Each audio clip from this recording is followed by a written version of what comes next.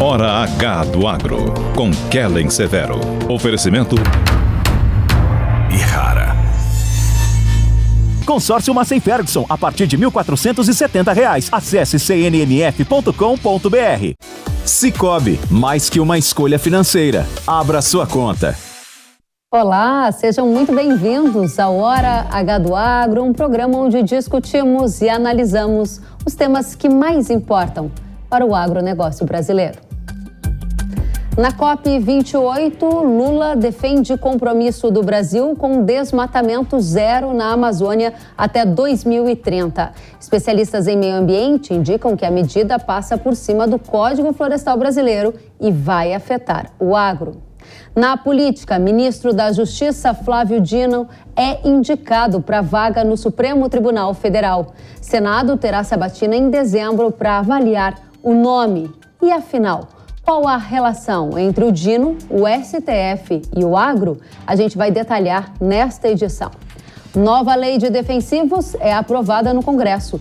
Texto aguarda a sanção do presidente. O agro comemora a modernização da regra, mas ONGs pedem veto de Lula ao que chamam de PL do veneno.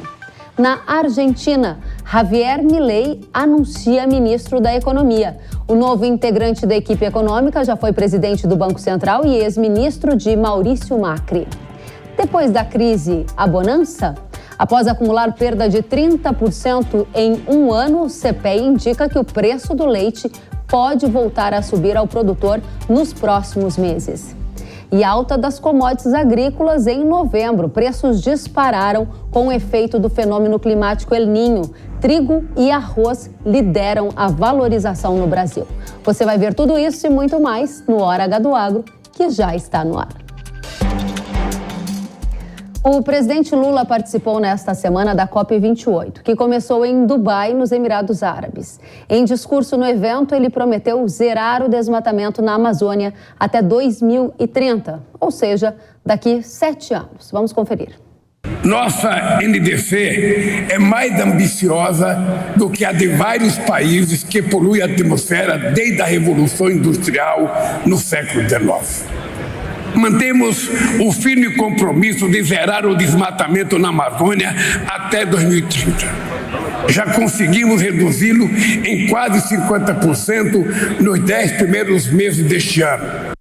Vamos analisar a fala do Lula e as implicações para o Brasil a partir de agora. O nosso convidado é Eduardo Lunardelli Novaes, ex-secretário do Ministério do Meio Ambiente. Seja muito bem-vindo, Lunardelli. Muito obrigado pelo convite, Kelly. Prazer tê-lo conosco e a primeira questão é a sua avaliação sobre a promessa de Lula de desmatamento zero até 2030 na Amazônia. O que isso significa na prática? Bom, a gente precisa entender direito o que ele está se referindo como zerar o desmatamento na Amazônia até 2030. Na verdade, o que a gente viu aí na tela foi um discurso político, né? Isso, na prática, não significa muita coisa. O que realmente significa é o compromisso das metas nacionalmente determinadas, como ele se referiu à NDC, que são os compromissos depositados pelo Brasil na Convenção Quadro das Nações Unidas para o Clima. A meta brasileira, ele tem razão, as metas brasileiras são muito mais ambiciosas que da maior parte dos países do mundo. E ela, hoje, na meta que existe, que o Brasil já assumiu, consta zerar o desmatamento ilegal até 2030. A gente não sabe se ele vai alterar essa meta para tirar a palavra ilegal e deixar somente desmatamento zero. Se por acaso ele for por esse caminho, então, de fato, como você já antecipou, nós estaremos vendo o desrespeito ao Código Florestal e à Constituição brasileira, que prevê direito de propriedade. Interessante, então, você está dizendo que a gente precisa compreender a fundo se essa promessa de desmatamento zero, ela inclui desmatamento legal e ilegal, porque se ela inclui desmatamento legal, isso significaria o fim do Código Florestal, que prevê, a regra brasileira, que prevê que parte de uma propriedade privada pode ser usada para fins produtivos e parte dela deve ser preservada. Esse é um dos preceitos do Código Florestal no bioma Amazônia. Exatamente. A gente precisa lembrar que quem rege o direito de propriedade é a Constituição brasileira. O Código Florestal simplesmente regula a ocupação dessas propriedades, né? No caso da Amazônia, o proprietário rural tem o direito legal e constitucional de utilizar 20% de sua propriedade. No caso do Cerrado, 35% de direito de utilização e nos outros biomas, 80%. Né? 65% de direito de utilização no Cerrado e 80% nos outros biomas, né? Então, quando ele faz um discurso político como esse que ele fez na abertura da COP, a gente não sabe se isso é meramente um discurso político ou se isso será transformado em compromisso oficial do país. Então, a gente vai ter que aguardar o decorrer das próximas 2 semanas. Você citou o Cerrado brasileiro, essa lógica do desmatamento zero, defendida pelo Lula na COP28, ela vai avançar para outros biomas, vai avançar para o Cerrado, para outras áreas do Brasil? Ou você conclui que ela já avançou a partir de exigências que vêm de empresas do setor privado? Veja, a legislação brasileira já proíbe desmatamento ilegal em qualquer bioma. O Brasil não precisaria assumir qualquer compromisso perante órgãos multilaterais, porque a lei não permite que se utilize mais do que a fração autorizada pelo Código Florestal. De novo, ele está falando especificamente da Amazônia, mas, ao longo desse ano, a gente viu a Marina, inclusive com o enviado do clima americano, John Kerry, falando de forma genérica, em relação ao país todo. Mais uma vez, a gente só poderá realmente ter uma posição firme quando a gente vier tomar conhecimento daquilo que vai constar da meta nacionalmente determinada no Acordo de Paris, que a gente não sabe se ele vai alterar. Mas eu gostaria de lembrar também que essas metas, esses compromissos, essas promessas, esses proselitismos de zerar ilegalidade, isso não existe, né? Na prática, na vida real, isso não existe. Eu posso dar um exemplo, fazer uma parábola. Nós vimos, ultimamente, alguns vídeos, alguns materiais que viralizaram de uma senhora italiana denunciando pickpockets, né? Furtos de carteiras na Itália. Ela dizia, attenzione, pickpocket, etc. Imagine que, depois disso, uma autoridade do Estado italiano, uma autoridade policial, fizesse a seguinte promessa: a partir do ano que vem, nós iremos zerar os furtos de carteira. Isso significa dizer o seguinte: se ele assume esse compromisso e não zerar, o que é impossível, a gente sabe que zerar é impossível, se houver um furto de carteira, o compromisso não foi cumprido e o país será cobrado. Então, na prática, se ele avançar por esse caminho de zerar completamente a supressão vegetal autorizada, assim como o desmatamento ilegal, a repercussão disso será que no primeiro momento, após 2030, o Brasil vai ser cobrado por não ter cumprido, não importa se é 1 ou 1000. E a partir daí nós podemos sofrer retaliações comerciais. Aí nós não estamos falando somente da Amazônia, nós estaremos falando das exportações agrícolas todas do Brasil, né? Então esse tipo de proselitismo, esse tipo de promessa fácil de fazer, mas impossível de cumprir, não é bom para o país. Interessante. Lunardelli, eu quero aqui aproveitar esses minutos que a gente tem para usar da sua experiência para trazer uma mensagem clara para a nossa audiência, porque muito quando se fala de desmatamento e a gente analisa os impactos no agro, há uma tendência de criar um antagonismo, né? O agro com um discurso já pejorativo de que é desmatador e um outro lado que é o lado que vai preservar a natureza.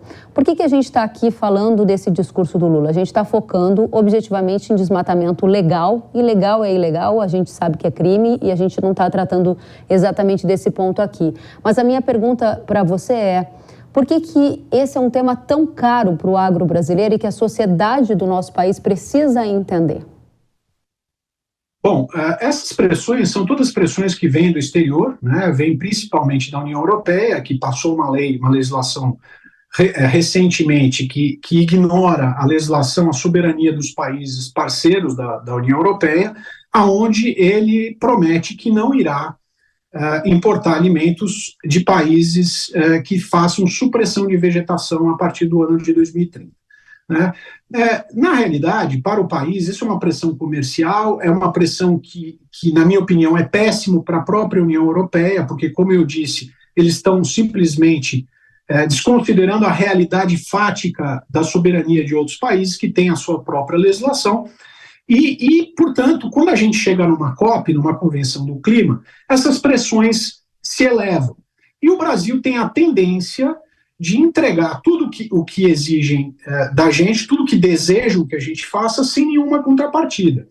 E, portanto, a gente fica refém, portanto, de vontades que não são necessariamente vontades que sejam ligadas à soberania alimentar ou tampouco o meio ambiente, porque a gente sabe que quando existe uma legislação, quando existe um Estado de Direito que distingue aquilo que é permitido daquilo que não é, você tem condição de avançar organizadamente. Ao passo que quando você joga tudo na ilegalidade, então tudo passa a ser ilegal, inclusive a atuação do próprio Estado, que se avançar dessa forma, estará desconsiderando a legislação brasileira.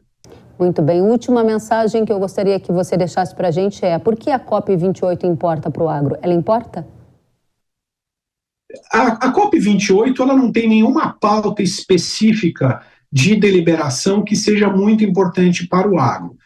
No entanto, é bom lembrar que a COP tem duas partes. Uma parte são as deliberações que são negociadas pelos países membros, e a outra parte, a parte que se fala muito na mídia, é a parte das agendas de pressão de grupos de interesse. Vamos lembrar que a COP28 é sediada em Dubai, que é um país petrolífero, e nós temos visto ao longo dos últimos anos um avanço da proteção do setor energético em detrimento da produção de alimentos que se manifesta através do uso da terra e da agricultura. Então, a nossa ameaça, a grande ameaça para o setor agrícola brasileiro nessa COP28 é exatamente o fato dela ser em Dubai e de eventuais pressões que venham a surgir no sentido de jogar a responsabilidade dos combustíveis fósseis ainda mais sobre o setor de produção de alimentos. Muito bem. Eduardo Lunardelli Novaes, ex-secretário do Ministério do Meio Ambiente, muito obrigada por estar conosco. Volte sempre, um prazer tê-lo aqui. Muito obrigado, Kelly, um prazer. Até a próxima. O atual ministro da Justiça, Flávio Dino, foi indicado por Lula para a vaga deixada pela ministra Rosa Weber no Supremo Tribunal Federal. Weber se aposentou em outubro. Para tomar posse, Flávio Dino ainda vai ter de ser sabatinado pela Comissão de Constituição e Justiça do Senado e ter o nome aprovado pelo plenário principal da Casa. Ou seja, vão ser necessários pelo menos 41 votos para aprovação. A data para a sabatina está marcada para o dia 13 de dezembro. Flávio Dino deixou a magistratura em 2007, quando ele ingressou na vida política. Ele é ex-deputado, ex-senador e ex-governador do Maranhão. E para quem nos assiste pela televisão, a gente preparou uma tela que mostra como vai ficar a composição do Supremo Tribunal caso Flávio Dino seja aprovado em sabatina do Senado. O PT lidera indicações para a corte. Veja que Lula segue na dianteira com 4 indicações: Carmen Lúcia, Dias Toffoli, Cristiano Zanin e agora Flávio Dino, se for aprovado pelos parlamentares. Já a ex-presidente Dilma é a segunda que mais indicou ministros, sendo eles Luiz Fux, Roberto Barroso e Edson Fachin. E em terceiro lugar, temos as indicações do ex-presidente Jair Bolsonaro, que apontou os ministros Nunes Marques e André Mendonça. Para o agro, a composição do STF e o perfil que a corte terá em 2024 são importantes, já que há vários temas do setor produtivo pautados lá. Nós fizemos um levantamento do que pode ser incluído na agenda do STF no próximo ano. Vejam só. Ações que questionam leis municipais que proibiram a pulverização aérea, decisões sobre acabar com os benefícios tributários sobre agroquímicos. Há também uma ação que questiona uma alteração de área de um parque para a construção da Ferrogrão, 2 decisões que envolvem o Código Florestal e uma que trata do licenciamento ambiental em Goiás. E o Senado aprovou nesta semana o projeto de lei 1459, conhecido como PL dos Defensivos. Agora a sociedade brasileira vai poder contar com tecnologias mais modernas para o combate de pragas e doenças que atingem a agricultura tropical.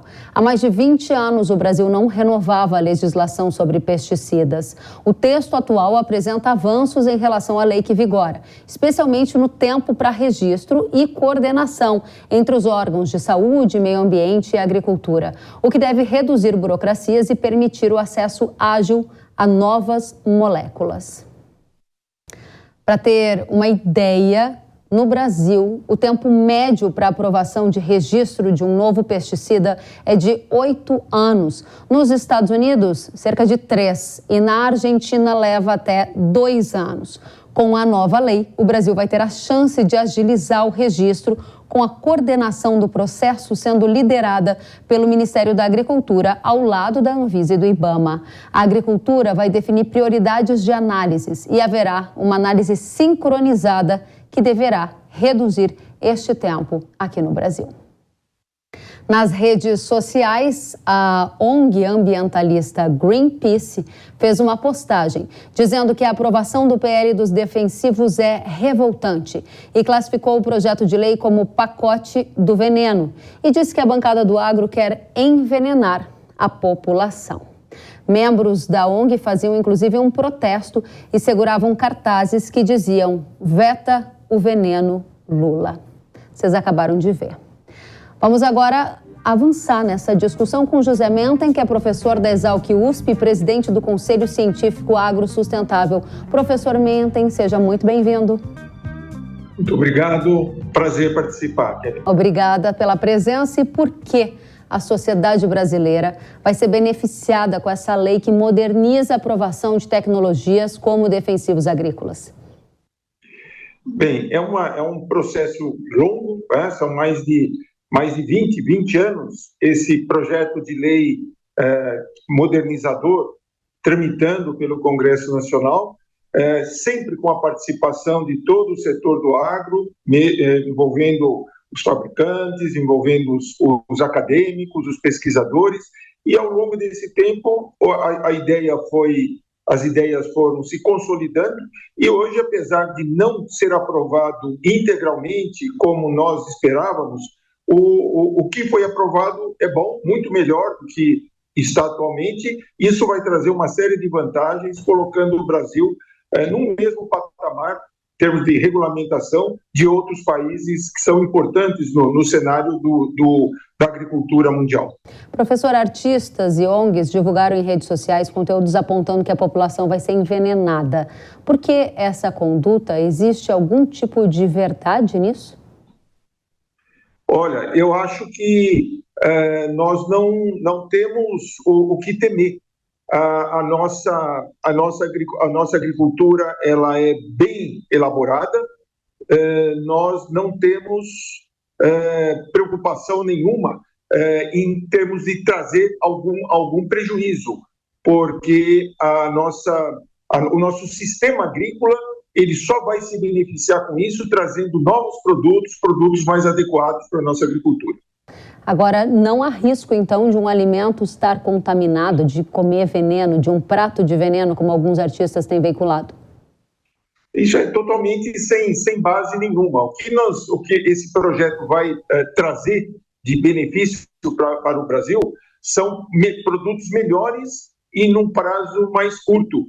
Nós temos um produto hoje cada vez de melhor qualidade, porque nós estamos mudando a nossa estrutura, estamos usando a análise de risco.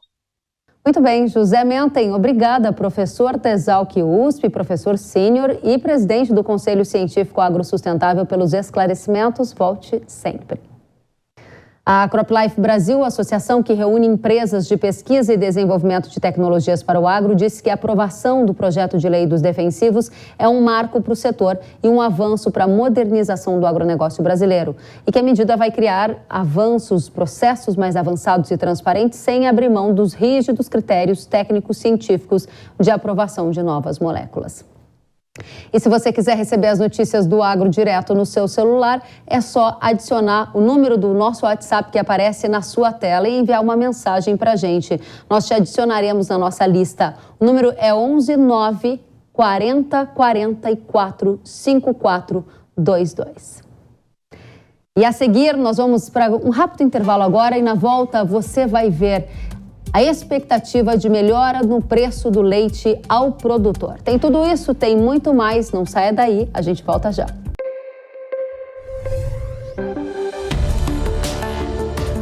O agro, setor que movimenta a economia brasileira, gerando renda, emprego e oportunidades para toda a população. Hora H do Agro, com Kellen Severo. Precisando de uma nova máquina para aumentar a sua produtividade? Aqui no Consórcio Nacional Massey Ferguson lançamos o Grupo 377. Com ele vem vários benefícios exclusivos para você, como planos em até 10 anos para pagar, sem juros, sem taxa de adesão e parcelas reduzidas a partir de R$ 1.470. Aproveite e procure a rede de concessionárias Massey Ferguson. Quer saber mais? Acesse www.cnmf.com.br ou entre em contato pelo WhatsApp 11 9 30 16 03 16. Eu só queria te contar sobre o cooperativismo financeiro, a união de pessoas. Gente que não é só cliente, é dona e dono. Isso é ter voz, participação até nos resultados. Cooperativa não é banco nem fintech, é inclusão de verdade. E quanto mais gente fizer parte, maior será a transformação. Tá aí a explicação. Tem explicação. Mais que uma escolha financeira. Cicobi. Sabia que o Brasil é um dos maiores produtores de soja e milho no mundo? Esse mercado movimenta mais de 70 bilhões de dólares anualmente e tem muitas oportunidades. Com o curso de comercialização de soja e milho da NIL, você aprende a negociar preços em bolsas internacionais e proteger seu capital. O professor João Birkan tem mais de 60 anos de experiência e vai te ensinar como ganhar dinheiro no agronegócio.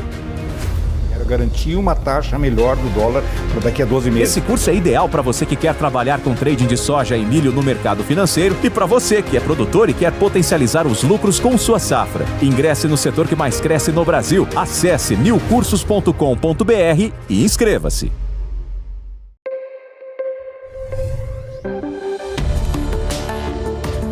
O agro, setor que movimenta a economia brasileira, gerando renda, emprego e oportunidades para toda a população.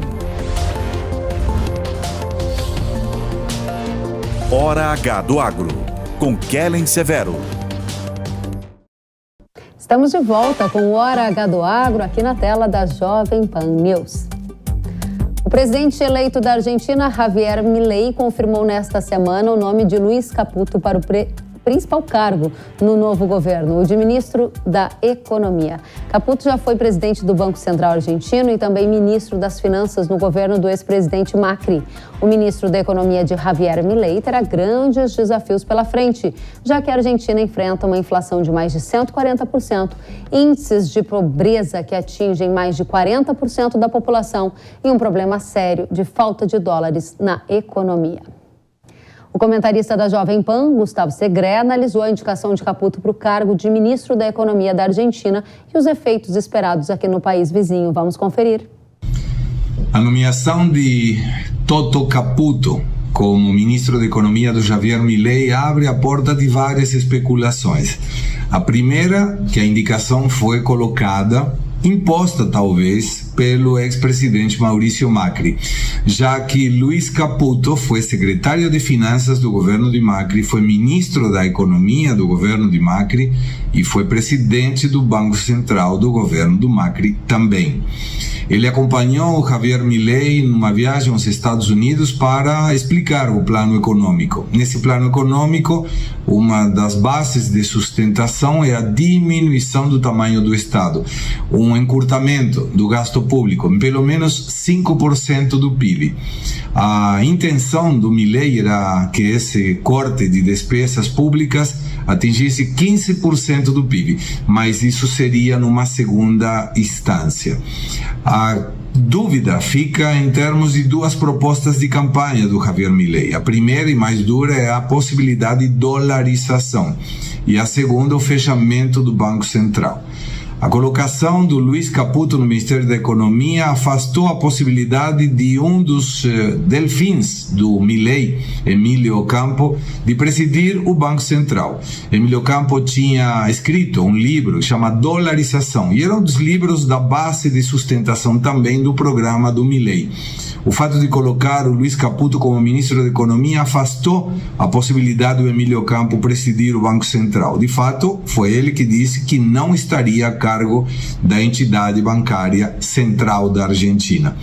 E a possibilidade de um recupero da economia argentina se viu frustrada, porque o próprio Javier Milei já avisou que a Argentina entrará em estanflação, que é o pior dos mundos para qualquer país.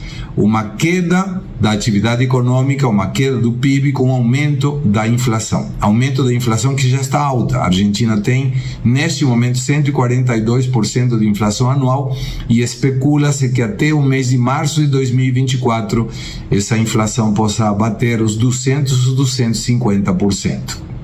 Maior pobreza, maior desemprego, mas é o preço que, segundo Milei, os argentinos deverão pagar para começar a ver um resultado melhor a partir do segundo ano, final do segundo ano do seu mandato, início do terceiro. A dúvida é se ele vai conseguir governar, independente do Luiz Caputo, porque os sindicatos não querem o Milei, o peronismo não quer o Milei. E a dúvida continua sendo a governabilidade que ele terá que discutir, negociar no Congresso argentino. Gustavo Segre, para a Jovem Pan News. Muito obrigada, Gustavo Segre, pela presença e pelas análises. E no mês de novembro, os preços agrícolas aqui no Brasil dispararam. Dados do CPEA apontam que a cultura que mais se valorizou foi o trigo, com alta de 16,5%. A tonelada do produto ao agricultor do Paraná foi negociada em torno de R$ 1.300. O preço do arroz, por exemplo, subiu 12,92% ao produtor, com a saca sendo negociada no maior patamar da história, ao redor de R$ 120. Na sequência veio o café, com alta de mais de 9%, com a saca ao produtor beirando R$ 950, e o milho, que valorizou 4,5%, com a saca chegando a R$ 62. A soja subiu 2,2%, com saca ao redor de 145. Entre os motivos que explicam essa alta de preços está o efeito do fenômeno El Niño, que tem gerado chuvas excessivas em áreas do sul do país e tempo seco, com chuvas irregulares em áreas que abrangem o centro-norte. Para entender o que vem pela frente, a gente convidou o César de Castro Alves, consultor agro do Itaú BBA. Seja muito bem-vindo, César. Obrigado, Kelly. Prazer falar com você. Da mesma forma, eu gostaria de saber, vários produtos agrícolas tiveram uma disparada de preços aí em novembro. Trigo subiu mais de 16%, arroz 12%, atingindo recordes de preço ao redor de 120 a saca. Os problemas climáticos vão continuar a puxar preço para cima? Aparentemente sim, Kelly. Está bastante desafiador, né? O El Niño está aparentemente no seu pico agora, então pelo menos o curto prazo aí nos preocupa muito. Tivemos uma volta das chuvas nas últimas semanas, elas ainda não estão completamente regulares, principalmente no Cerrado, né, dificultando aí uma melhora das lavouras de soja, o plantio atrasou muito, e no caso específico dessas culturas que você elencou, também claramente são os efeitos climáticos, alguns absolutamente consolidados, como o trigo, que apesar de ter sido plantado em uma área espetacular, havia uma expectativa de uma produção maravilhosa até por volta de agosto, e depois choveu extremamente forte no Rio Grande do Sul em enormes volumes, comprometeu muito, né, a safra, fala assim, até 75% da safra do Rio Grande do Sul, com problemas de qualidade. O Paraná sofreu menos, mas a parte do Rio Grande do Sul, que é muito relevante, vem muito mal. Então, os preços literalmente estão subindo muito do trigo de qualidade, e o trigo para ração caindo, porque o volume de trigo de baixa qualidade está muito alto. Então o trigo não há mais o que fazer, já está sendo colhido. No caso do arroz, nós ainda temos um período, né, de uns 2 meses. A safra de Santa Catarina, que geralmente entra antes, deve vir ali a partir de fevereiro, e o Rio Grande do Sul a partir de março. Então, até lá, os estoques estão baixos e uma enorme preocupação com o desenvolvimento da lavoura. No caso do arroz, fala-se em quase 8% de alta na produção esse ano em relação ao ano passado, é um número bom, mas tudo vai depender de como for o efeito do El Niño. O arroz tem o problema da nebulosidade, né? Então, além de o excesso de chuva ser sim um problema, a falta de sol é que também preocupa. Então, como o El Niño aparentemente vai estar presente, ainda que possa estar enfraquecendo aí a partir de janeiro, isso deve causar complicações, tá? Então, especialmente para o trigo e arroz, sem dúvida é isso. Agora, então, você aponta para a gente esse desafio climático impactando essas culturas. O café subiu também, César, mais de 9%, milho 4,5%, a tendência é a mesma? É para cima? Eu acho que sim. O café, especialmente o arábica, é uma planta que sente muito, não só a falta de chuvas, obviamente, mas o calor excessivo.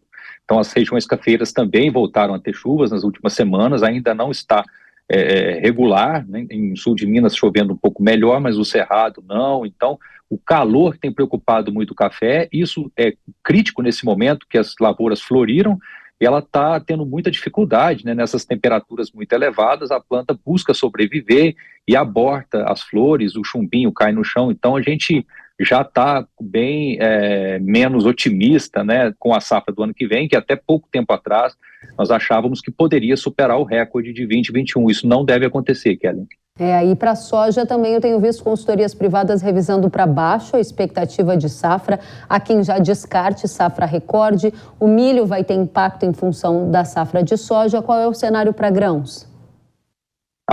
Concordamos com essa opinião, não deve ser recorde. O potencial já foi perdido pelo atraso das chuvas e principalmente não só a necessidade de replantio, mas a falta de boas chuvas em Mato Grosso. A soja, quando ela é plantada atrasada, mas chove no mês de dezembro, ela pode se desenvolver bem, não é um grande problema. O problema é que não está chovendo, os mapas de previsão não são muito favoráveis e, obviamente, isso irradia problemas para o milho safrinha. Aqui a gente está mais preocupado ainda, porque já existia uma expectativa de queda diária e agora, se o milho for plantado mais fora da janela de plantio, ele vai ficar mais sujeito a risco, produtividades podem ser menores e aí, no final, nós devemos ter uma produção menor. Então, achamos sim que hoje a produção de soja, no nosso entendimento, ela é mais parecida com a desse ano e longe dos 165 que a gente esperava como um potencial. E o milho certamente vai ser menor também o ano que vem.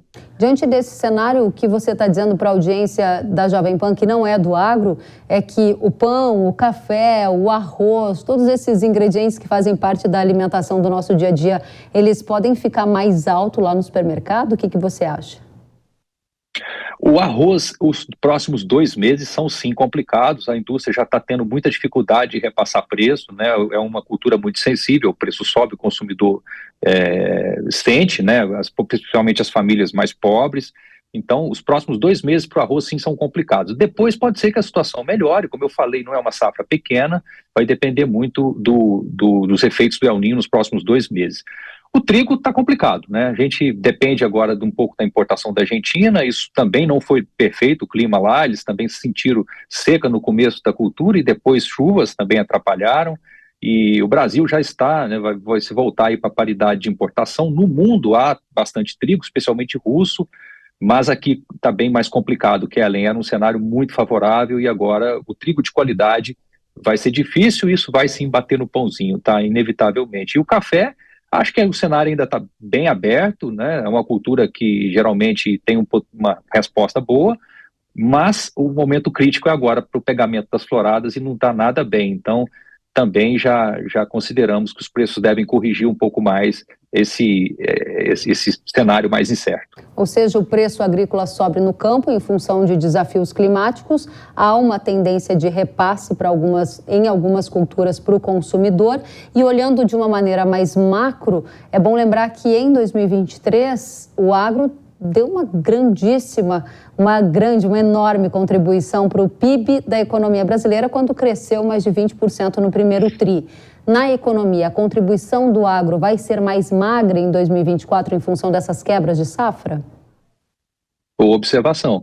Esse ano, o PIB, né, especialmente no primeiro TRI, subiu, se não me engano, 20% em função do belo desempenho da soja, mas também que carrega aí um efeito estatístico de uma base de comparação muito deprimida, que foi a safra do ano passado, muito ruim.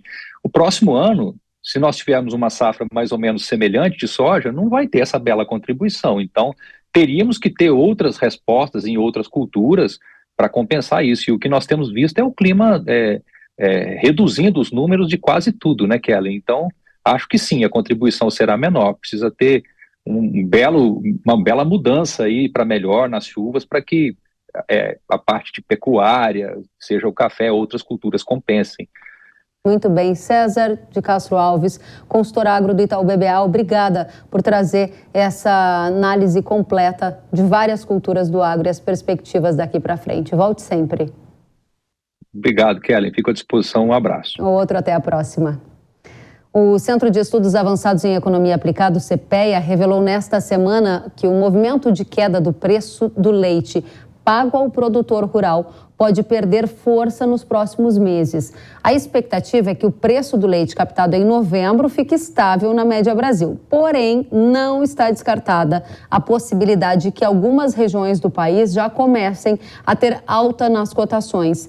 Entre os motivos para essa projeção está uma menor captação de leite, que foi influenciada pelo clima adverso, e diminuição de investimento por parte dos pecuaristas em função também das margens mais estreitas. Vale lembrar que o preço do leite ao produtor rural caiu 24,8% só em 2023. No acumulado de um ano, essa queda é superior a 30%. Para quem nos acompanha pela TV, dá para perceber que desde abril as cotações têm tido uma queda livre, sendo a mais baixa pelo menos desde 2020.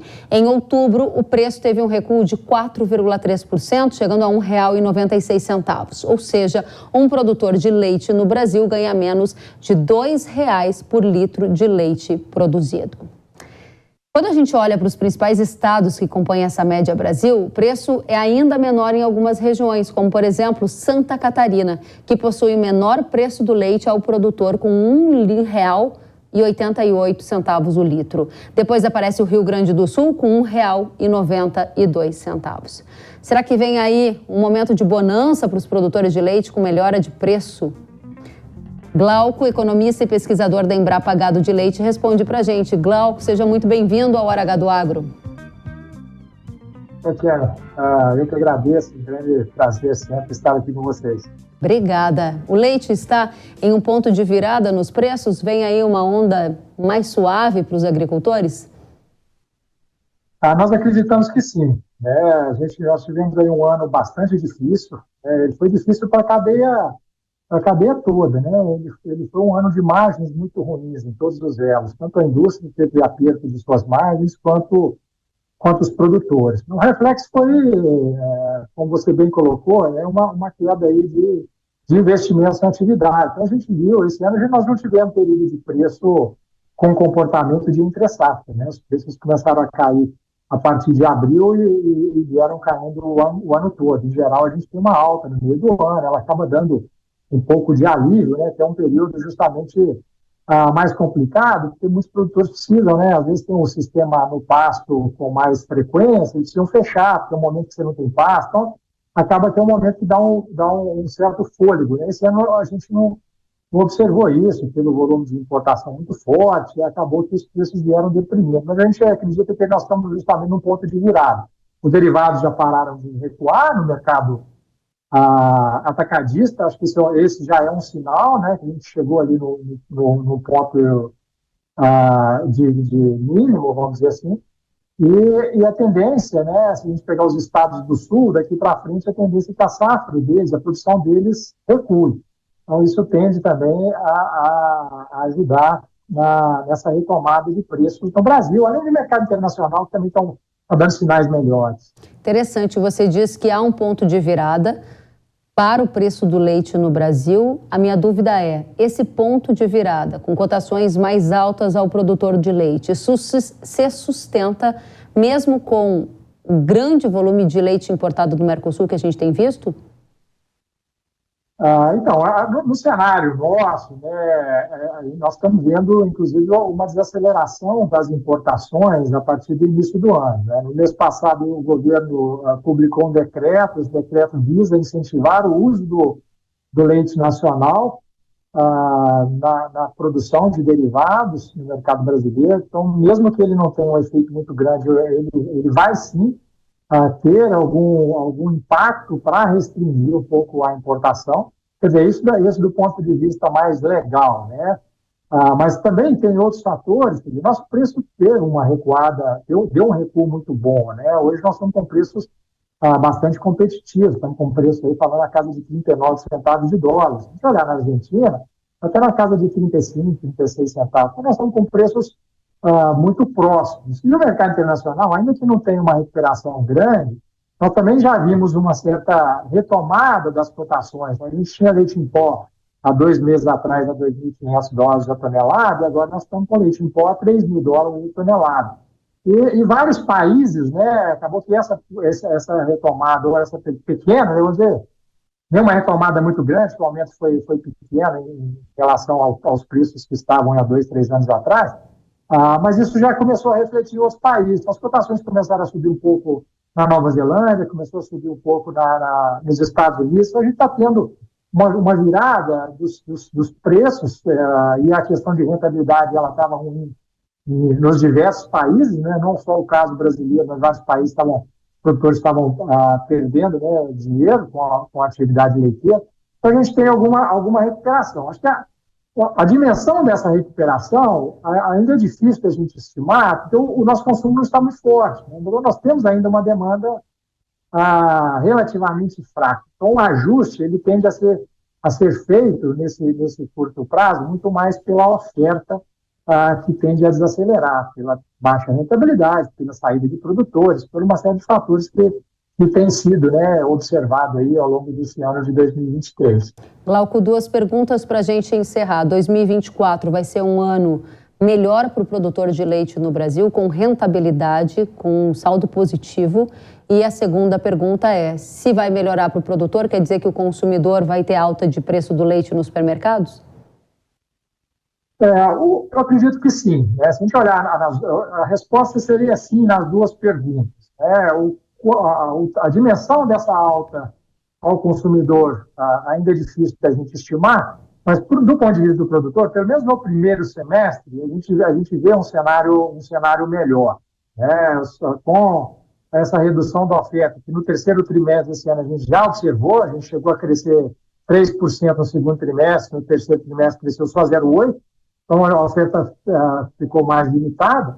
E se a gente olhar com qualquer recuo que a gente tiver nas importações, a partir do início do ano, você deixa o mercado muito mais equilibrado. Mesmo que não tenha grandes surpresas do ponto de vista do consumo, os indicadores de curto prazo, de renda, de emprego, eles estão positivos. Então, mesmo que o consumidor não aumente muito os seus gastos com lácteos, a probabilidade de melhorar é muito maior do que a probabilidade de piorar. Eu acho que isso vai dar um alento aí para o produtor, para colocar um pouco em ordem, né, a casa e recuperar a rentabilidade que ele perdeu, e perdeu bastante esse ano de 2023, mas obviamente que o consumidor vai pagar um pouco essa conta.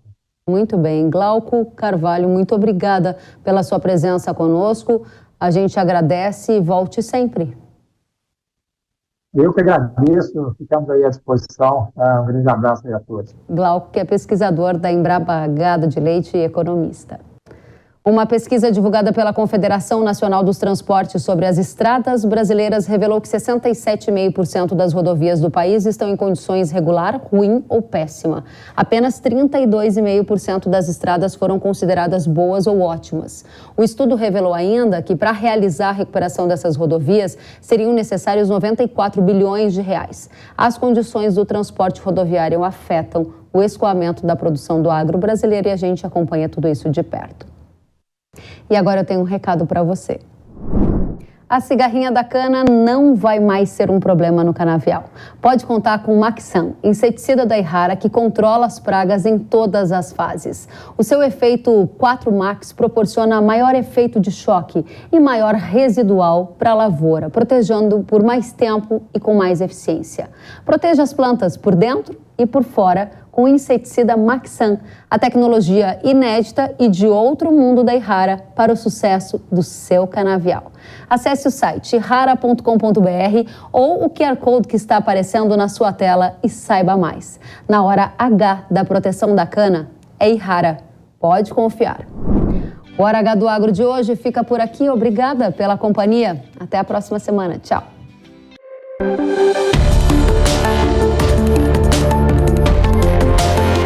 Hora H do Agro, com Kellen Severo. Oferecimento Irrara. Consórcio Massey Ferguson, a partir de R$ 1.470. Acesse cnmf.com.br. Sicoob, mais que uma escolha financeira. Abra sua conta. Realização Jovem Pan News.